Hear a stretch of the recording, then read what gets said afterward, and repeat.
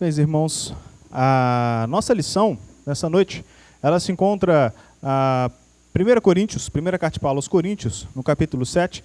Estaremos dando uma continuidade ao texto que o nosso irmão Valério falou na semana passada. Ele começou a carta 1 Coríntios capítulo 7, ele foi até o versículo 16, e assim nós estaremos também lendo a partir do versículo 17 em diante. 1 Coríntios, no capítulo 7, a partir do versículo 17 em diante. Vamos estar lendo o texto inicialmente e depois vamos estar buscando entender as aplicações que Paulo fez para aquela igreja local ali em Corinto e o que nós podemos aprender também com aquilo que se passou naquele momento ali naquela igreja, com as situações que aconteceram ali naquela igreja e o que nós podemos aprender de Deus a respeito disso e também para a nossa vida. 1 Coríntios 7, versículo 17, vamos estar lendo na versão NAA. No mais, que cada um ande segundo o que o Senhor lhe concedeu, conforme Deus o chamou. É isso que ordeno em todas as igrejas.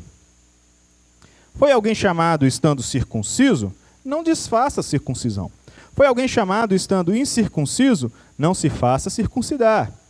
A circuncisão em si não é nada, a incircuncisão também nada é. Mas o que vale é guardar os mandamentos de Deus. Cada um permaneça na vocação em que foi chamado. Você foi chamado sendo escravo? Não se preocupe com isso.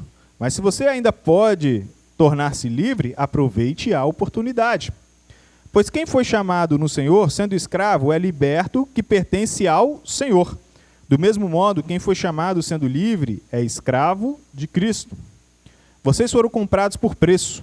Não se tornem escravos de homens. Irmãos, cada um permaneça diante de Deus na condição em que foi chamado. Com respeito às virgens, não tenho mandamento do Senhor, mas dou a minha opinião como alguém que recebeu do Senhor a misericórdia de ser fiel. Por causa da angustiosa situação presente, penso ser bom para o homem permanecer assim como está. Você tem esposa? Não procure separar-se. Você está solteiro? Não procure esposa. Mas, se você casar, não estará pecando. E também, se a virgem se casar, não estará pecando. Ainda assim, tais pessoas sofrerão angústias na carne, e eu gostaria de poupar vocês disso. Mas isso digo, irmãos, o tempo se abrevia. Por isso, de agora em diante, não só os casados sejam como se não fossem casados, mas também os que choram como se não chorassem, os que se alegram como se não se alegrassem, os que compram como se nada possuíssem, e os que utilizam deste mundo como se não fizessem uso dele, porque a aparência deste mundo passa. O que eu realmente quero é que vocês fiquem livres de preocupações. Quem não é casado cuida das coisas do Senhor, de como agradar ao Senhor. Mas o que se casou cuida das coisas do mundo, como de agradar à esposa. E assim está dividido. Também a mulher, tanto a viúva como a virgem, cuida das coisas do Senhor, para ser santa, assim no corpo como no espírito. Mas a mulher casada se preocupa com as coisas do mundo, de como agradar ao marido. Digo isso para o próprio bem de vocês, não para impor limitações, mas tendo em vista o que é decente para que vocês possam se consagrar ao Senhor sem distração alguma. Mas, se alguém julga que trata de modo impróprio a sua virgem, se ela tiver passado a flor da idade e se as circunstâncias o exigem, faça o que quiser, não peca, que casem. Contudo, aquele que está firme em seu coração e não se sente obrigado, mas tem domínio sobre a sua própria vontade e resolveu em seu coração conservar a virgem a jovem, fará bem. Por isso, quem casa com a sua virgem faz bem, quem não casa faz melhor. A mulher está ligada ao seu marido enquanto ele viver, mas se o marido morrer, ela fica livre para casar com quem quiser, mas somente no Senhor. Porém, ela será mais feliz se permanecer viúva, segundo a minha opinião. E penso também que também eu tenho o Espírito de Deus. Até o verso 40, né, nós finalizamos. Meus irmãos, antes da gente poder estar comentando um pouco mais a profundo nesse texto, nós precisamos entender alguns parâmetros antes. Precisamos entender de que Paulo, inicialmente, ele está fazendo o que aqui? Ele está respondendo a uma carta que provavelmente os irmãos de Corinto escreveram antes para ele. Se a gente for olhar nos capítulos anteriores, né, ele vem falou assim, olha, vieram me trazer algumas informações. Em alguns momentos ele fala assim, olha, quanto aos que vocês escreveram, tal, para mim. Então, o que nós temos que entender de que a carta aos Coríntios, ela é uma sequência de respostas de Paulo a alguns questionamentos que a igreja de Corinto estava fazendo ali para aquelas pessoas, para Paulo. A igreja de Corinto estava com dúvida em algumas coisas. Então ela escreveu uma carta para Paulo para tratar a respeito de alguns assuntos e Paulo ele começa a responder a respeito destes assuntos. Quer ver um breve exemplo? Esse é o primeiro ponto, né? Vou aproveitar o segundo ponto, porque vamos juntar os dois. Há um grande desafio no estudo da carta aos Coríntios, porque o escrito original ele não tem aspas. Né? Nós usamos o termo de aspas para poder fazer uma citação de alguém. Quem está fazendo trabalhos acadêmicos aí vai fazer uma citação, você vai escrever exatamente como a pessoa citou, você precisa abrir aspas, abre aspas. Escreve o que a pessoa falou, fecha aspas. Então, existem determinadas coisas que Paulo ele está escrevendo que, na verdade, nós precisamos estudar bem para separar o que é somente a doutrina verdadeira que Paulo realmente está querendo ensinar, é uma coisa. O que Paulo realmente está querendo ensinar é uma coisa. Mas o que ele simplesmente estava citando. Um exemplo disso, vamos só mesmo para um breve exemplo, nós temos tanto no capítulo 6, né, quando a gente acaba fazendo um entendimento muito equivocado se a gente não saber a respeito dessa informação, a respeito deste estudo. Quando a gente vai no capítulo 6, nos primeiros versículos, no capítulo 6, perdão, deixa eu só...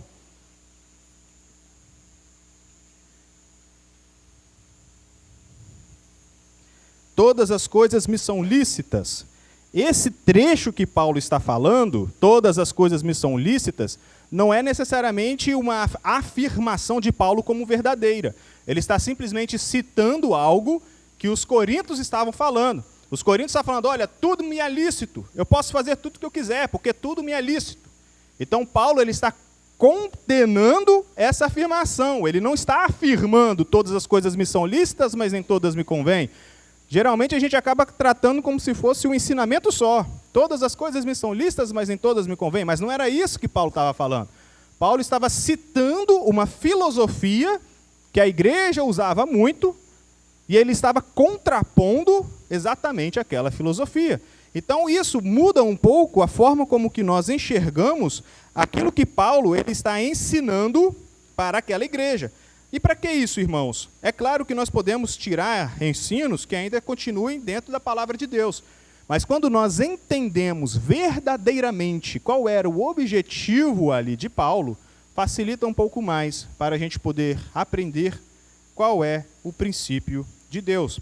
No capítulo 7 também, no início do capítulo 7, é bem provável de que no primeiro versículo, quando ele coloca quanto às coisas que me escrevestes, bom seria que homem não tocasse em mulher. Isso seria outra aspas, não é uma afirmação de Paulo.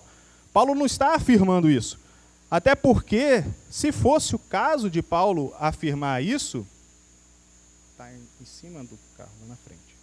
Se fosse Paulo afirmando uma coisa dessa e nós tratássemos como se fosse uma verdade absoluta, nós estaríamos contrapondo o próprio princípio divino, de quando ele cria, né, o homem e a mulher para uma constituição de família. A família é um princípio de Deus. A constituição de uma família é uma vontade de Deus. Então, realmente, quando a gente para pensar nessa forma, não faz sentido Paulo chegar falando, olha, quantas coisas vocês me escrevessem, eu estou afirmando. Bom seria que o homem não tocasse mulher. Assim, opa, então tem uma coisa diferente aí, porque o princípio de Deus da criação era da família, a constituição de família. Então tem algo que não bate. Então, muito provavelmente, por contas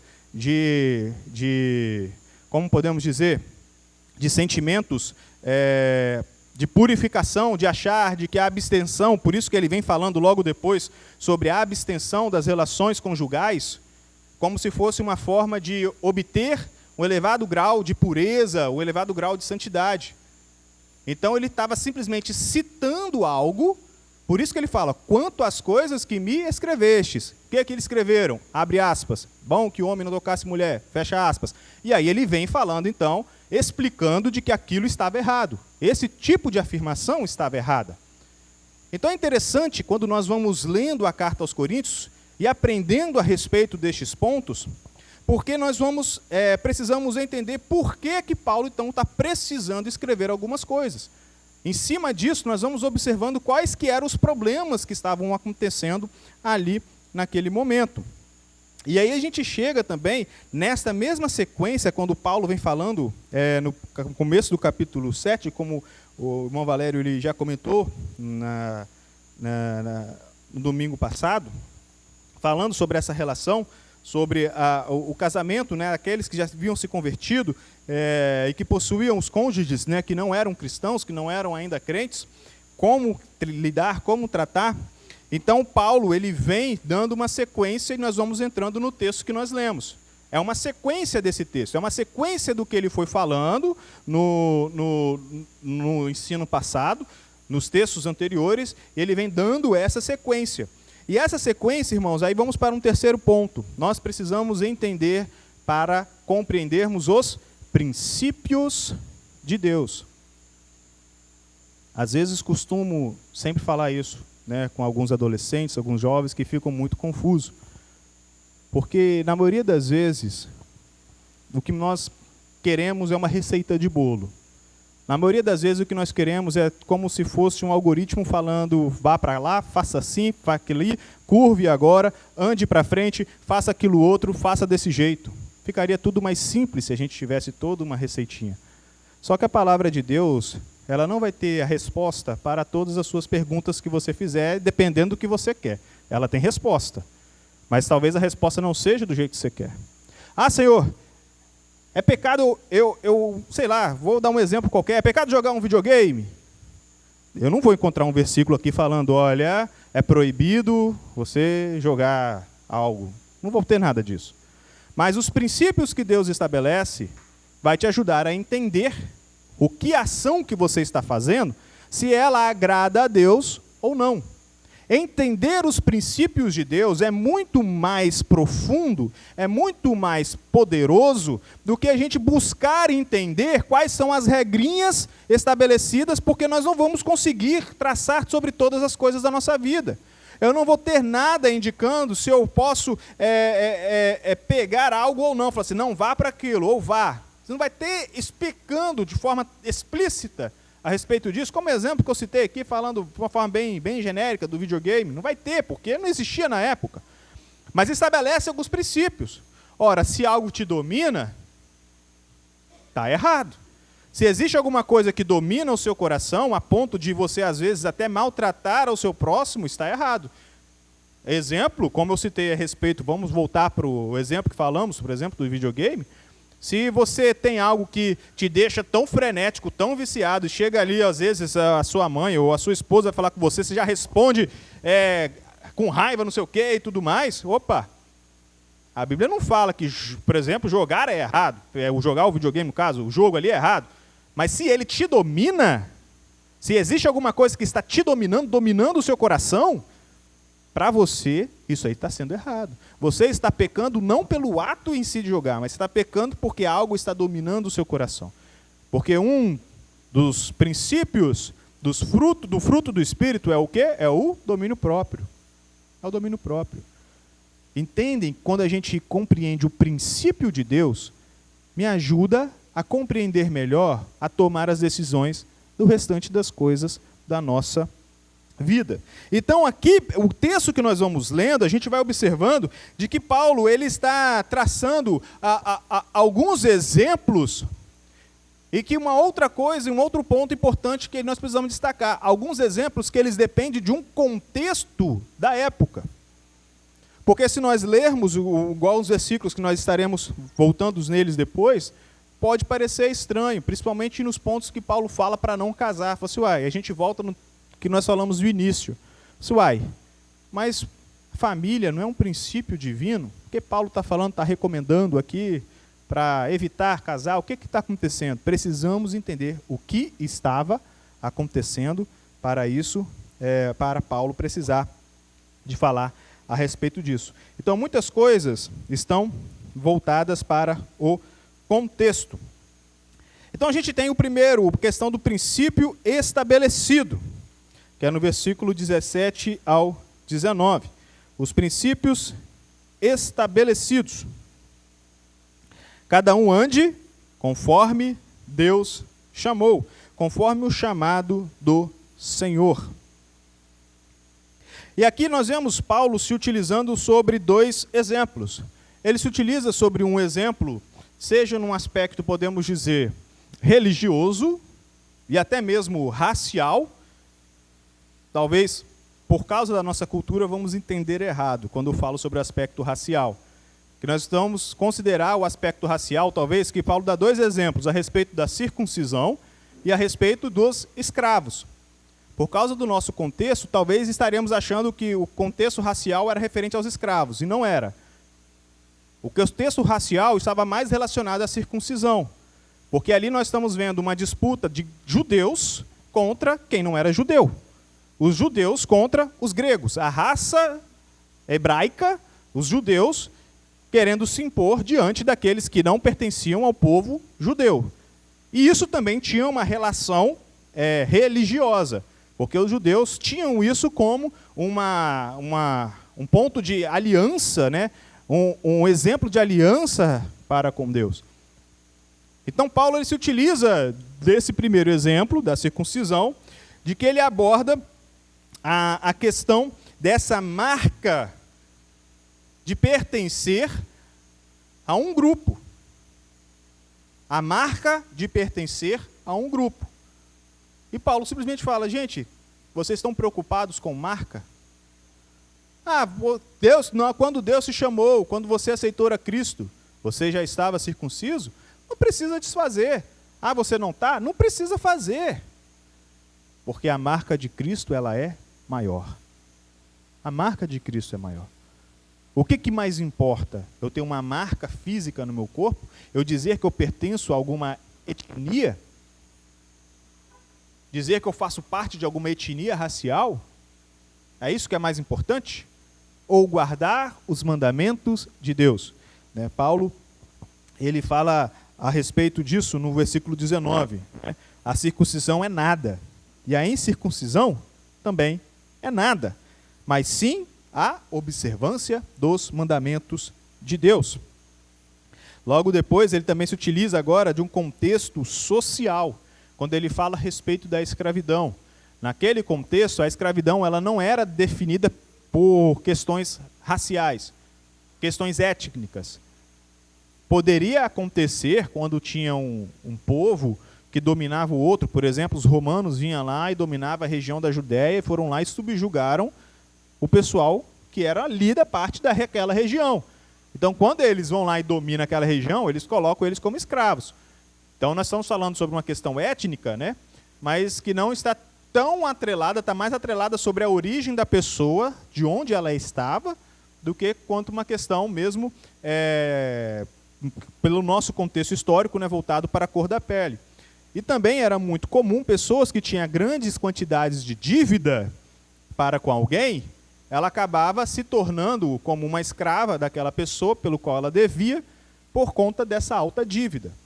Então, quando nós lemos Paulo falando sobre este exemplo, citando sobre servos e senhores, né, os servos também utilizados como uma forma de escravos, então nós precisamos entender que Paulo está abordando agora também um conceito social, diante do conceito social. E ele até fala assim, olha, cada um permaneça na sua condição. Mesmo sendo escravo, o cristão foi chamado, e ele não deve aborrecer-se indevidamente pelo fato de ser escravo. Se Deus o chamou assim, ele também lhe dará graça para viver. Lembrando, só para lembrar que o escravo nessa época é diferente da época como nós citamos agora há pouco. né? São situações diferentes. Até porque, irmãos, é por isso que Paulo ele fala, logo aqui, ele chega assim, olha, se você pode ser livre, então aproveita bem a situação. Porque mesmo ele sendo um servo, ele poderia receber quantias. Ele poderia receber uma certa quantia também de dinheiro. Mesmo ele sendo meio que um escravo ali, ele também poderia receber. Por isso que Paulo fala, ó, se você pode, aproveita, junta o que você puder e ser livre. Se você puder se livrar dessa condição, ser livre.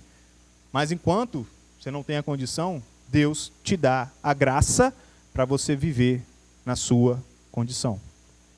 Olhando para isso, irmãos, nós podemos entender de que o chamado cristão, ele é em qualquer condição que estivermos.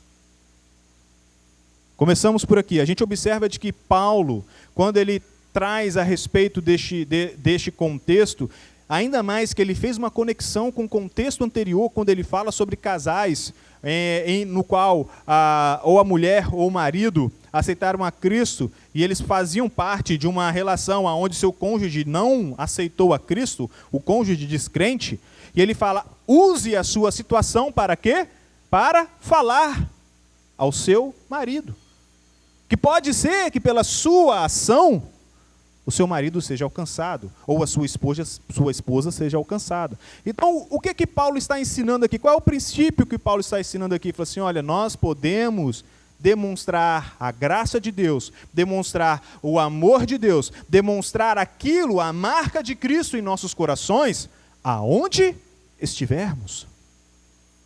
Aonde estivermos. Então, Paulo ele vem citando vários exemplos para chegar no mesmo ponto. O que importa é estar firmes no chamado de Deus. É isso que importa. Importa nós estarmos firmes no chamado, naquilo que Deus lhe chamou. E agora, aproveitamos para fazer uma pausa no texto para a reflexão, para a nossa aplicação. Deus te chamou, meu irmão. Deus tem chamado para cada um de nós, para na condição em que estivermos, manifestarmos o amor de Cristo. Como nós temos manifestado? Aproveite bem as suas oportunidades, aproveite bem as suas condições de permanecer firme no chamado pelo qual Deus lhe deu. E é interessante porque muitas das vezes nós fazemos o contrário. Hoje mesmo, conversando com um amigo, eu falei com ele, falei assim, olha, como eu posso virar para este mundo e falar, olha, venham para cá, olhem, eu tenho um Cristo maravilhoso para mostrar para vocês, eu tenho um Cristo maravilhoso para poder ensinar a vocês, é um Cristo que sara todas as suas feridas, é um Cristo que te preenche, é um Cristo que dá tudo o que você precisa. Aí a pessoa vai, nossa, que maravilhoso, aí vai olhar para a minha vida e vai me ver reclamando todo dia. Porque eu estou insatisfeito na condição que eu estou, porque eu estou insatisfeito com o emprego que eu tenho, porque eu estou insatisfeito com a minha situação aonde eu moro.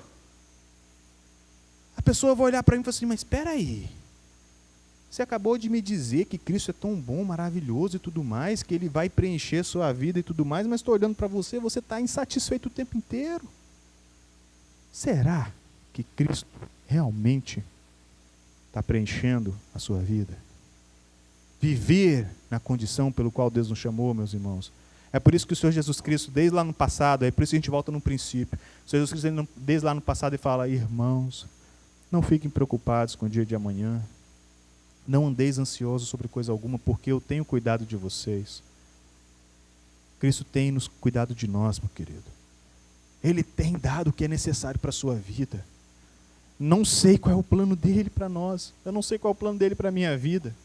Mas aonde eu estou agora, eu preciso viver a vontade dele. Aonde você está agora, na sua vida, no seu exato momento da sua vida, o que importa é guarde os mandamentos dele. O que importa é viva o chamado dele. O que importa é manifeste o amor dele. O que importa é isso. Não sei o dia de amanhã.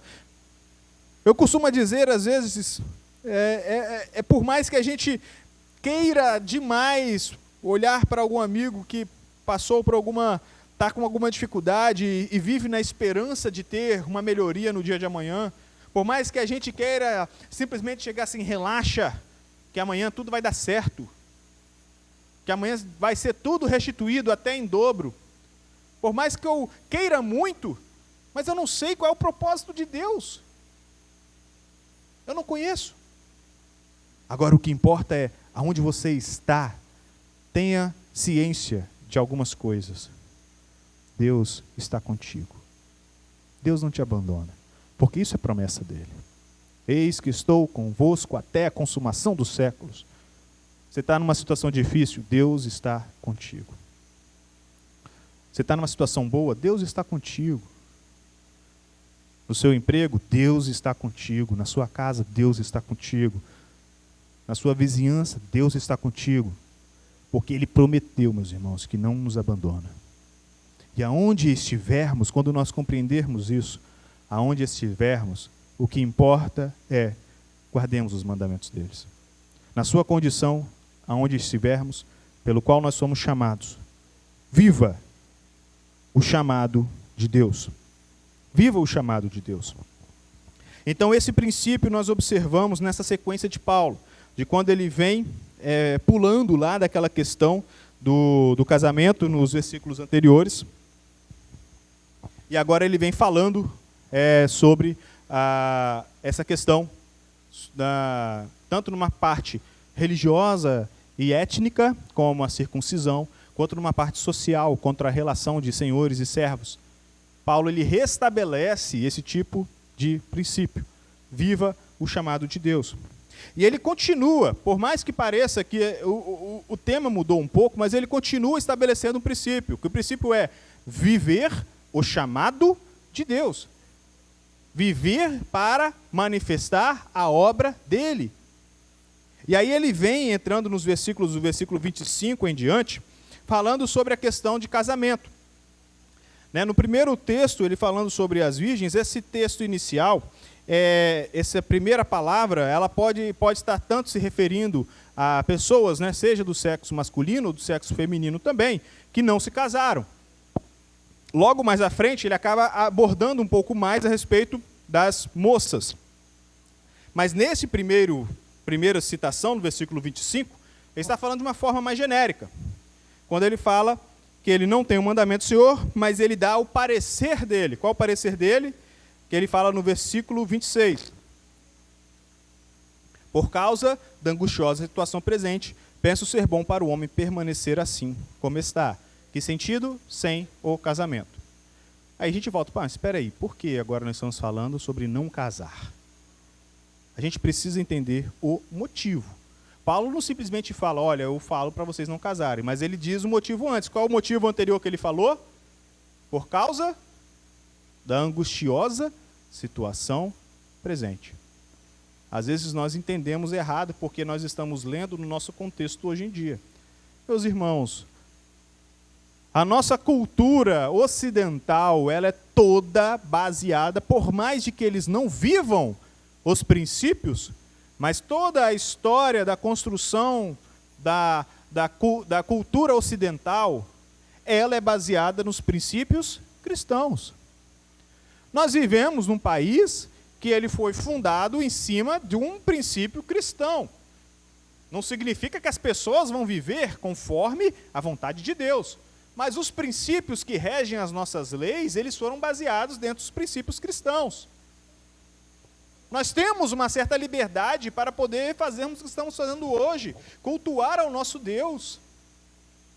E é por isso que é estranho, às vezes quando a gente lê esse texto e entendemos, falando, aí a gente começa a ler, tá vendo, irmão, o dia hoje está muito difícil. Está tudo muito difícil, tá vendo? Paulo fala, o dia está tudo muito angustioso.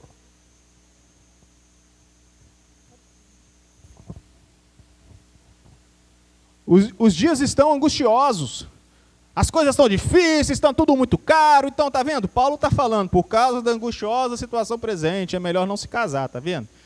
Porque, como as coisas estão muito difíceis, mas não é sobre isso que Paulo está falando. Se a gente acha que hoje o tempo está difícil, o tempo está angustioso, imagine nessa época. numa época onde que os cristãos deveriam se reunir escondidinhos, numa época onde que Nero queimou Roma e colocou culpa nos cristãos, numa época onde as ruas de Roma eram iluminadas com corpos de cristãos pegando fogo. Ah, que cidade iluminada! E você olhava assim nos postes ali, ó, eram corpos sendo queimados. Você quer comparar com a dificuldade de hoje? É sobre isso que Paulo está falando.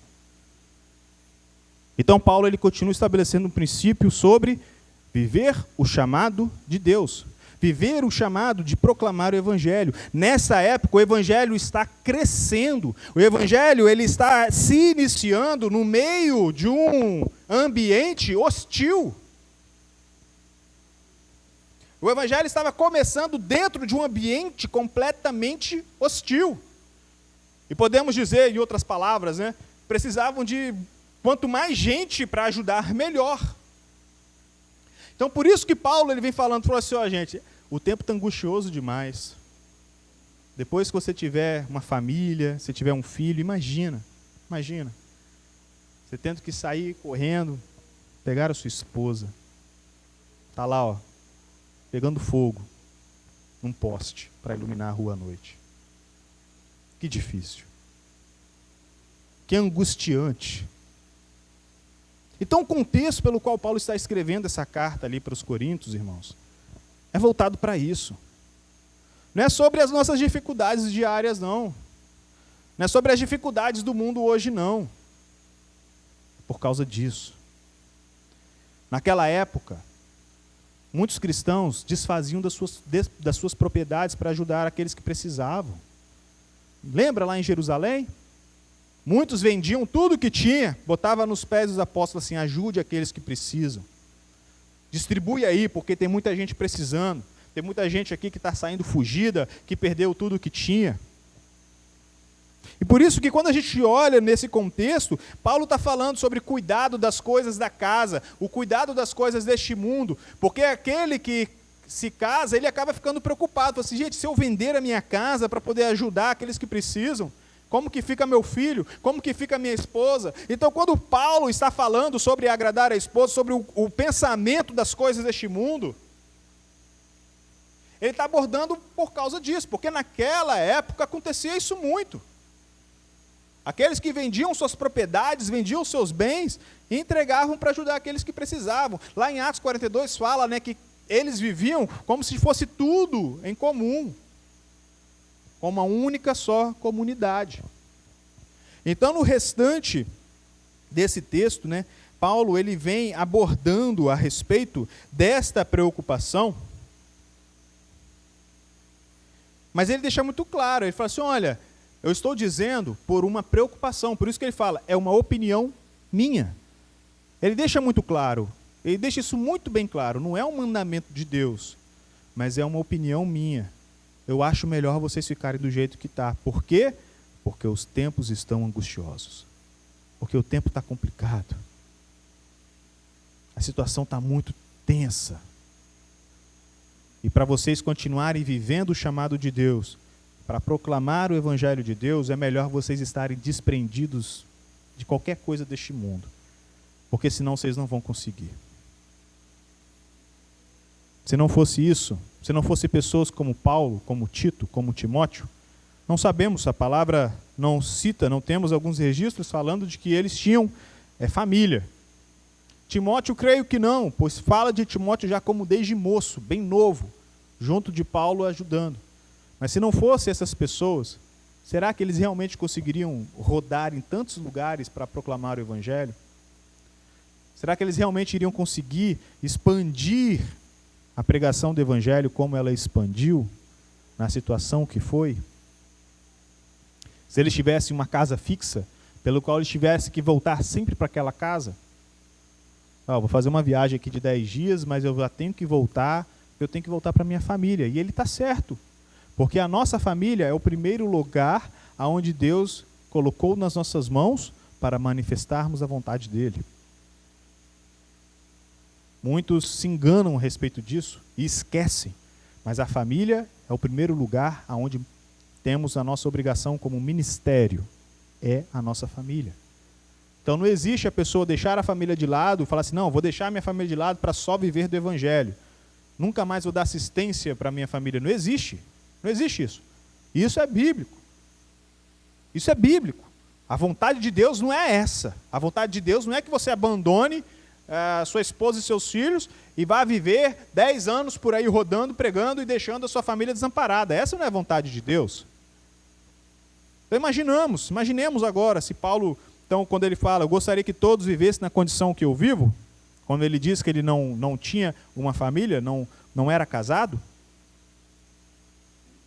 ele não teria essa condição de viver o que ele viveu nas suas viagens missionárias, de passar vários anos lá em Éfeso, de poder ficar preso, de poder ir para Roma, ficar lá preso com uma prisão, na sua primeira prisão, na prisão domiciliar. Ele não conseguiria cumprir o seu chamado. Então, os próximos textos, se a gente for olhar bastante detalhe, ele acaba focando primeiro numa classe, depois ele explica para outra.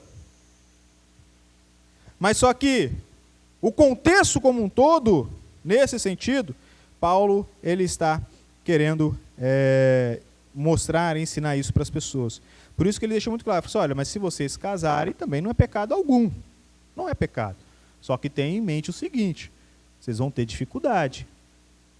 Dificuldade financeira? Porque as coisas estão caras? Porque não? Vocês vão ter dificuldade porque eles estão querendo te matar. Basicamente isso. Então, Paulo ele faz umas orientações nesse sentido. Né? Então, meus queridos, em cima de tudo isso, o que nós podemos tirar de lição para nós? Viva o chamado de Deus. Viva o chamado de Deus. Paulo falava para os jovens, falando para Timóteo, ninguém te menospreze por causa da sua mocidade. Paulo fala aqui a respeito das moças e das viúvas, falando, olha, viva para a obra de Deus, já que vocês não têm família, já que vocês não estão, mas viva para a obra de Deus. Ele fala isso também para os jovens, já que vocês não casaram, viva para a obra de Deus. Enquanto não casarem, viva para a obra de Deus. Mas casou, construiu família, continue vivendo para a obra de Deus. Agora você tem uma responsabilidade a mais. Você tem uma responsabilidade a mais para cuidar, um lar para você cuidar. Mas continue vivendo para a obra de Deus.